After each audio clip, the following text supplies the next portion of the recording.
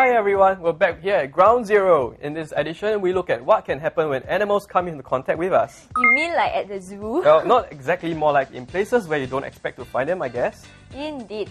I noticed an article submitted by Stomper Bernard who spotted a group of wild boars in Lower Pierce Reservoir. Yes, he counted 30 of them, of which 15 were smaller in size. However, he thought it would be good to warn fellow joggers about them as he thought that they could pose a danger. But they look so cute, all huddled together. I think so too. It does seem that with our nation's development, we have reduced the natural habitats of wild animals. So it comes to the point where perhaps we are the unwelcome species. Stomper Fox WW123 said, "Usually see them whenever I jog there. Stomper Bernard, you are the intruder. Give them space and respect. They aren't at your doorstep, but you are."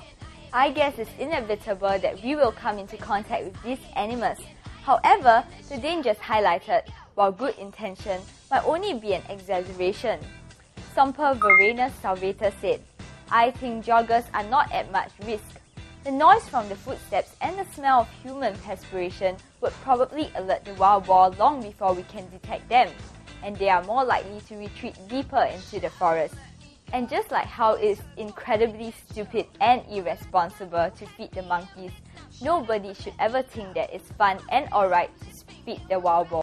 That's good to know. If the wild boars are naturally shy, then perhaps the chances of humans and wild boars coming into close contact will be very slim. No one will get hurt then. Anyway, you mentioned the zoo. What's usually the first few animals you see when you enter the zoo? I haven't been there in a while, but you mean like otters? Spot on. This time round, Stomper Zoophily spotted an entire family of 9 otters in Pongo. Wow, that's cute. 75% of stompers agree too. They seem to be taking a swim. What a carefree life they lead.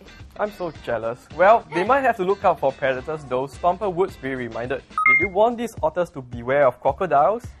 I wouldn't want to be eaten halfway through a swim, would I?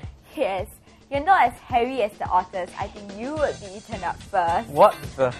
Anyway, Harry, have you ever had an experience when an animal flew into your house and stayed there? I mean, like a bird. Oh, that's quite like, like normal. a bat? Yep. Can you imagine the shock that Stomper May received when she saw a baby bat fly into her flat and started flying around? What happened next? Could it get out? I'm not sure.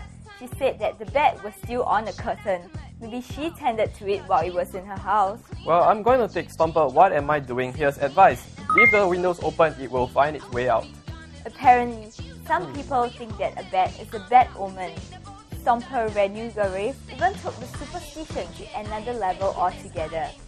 His spell reads, airy mouse, fly over my head, and you shall have a crust of bread. And when I brew and when I break, you shall have a piece of my wedding cake."